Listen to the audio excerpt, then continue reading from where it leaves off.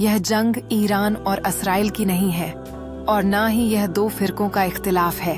यह जंग हक और बातिल की है, मुसलमान और काफिर की है।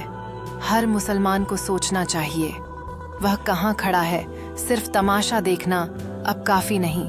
वक्त आ गया है कि हम हक का साथ दें, जुल्म के खिलाफ आवाज उठाएं। इसी वजह से आज हर मुसलमान को एकजुट होकर खड़ा होना होगा।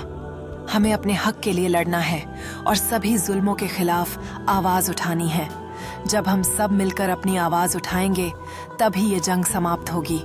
हमें साझा इरादे के साथ आगे बढ़ना है ताकि हम अपने भविष्य को सुरक्षित कर सकें। यह जंग केवल एक आंदोलन नहीं है, यह हमारी पहचान और अस्तित्व की रक्षा का संघर्ष है।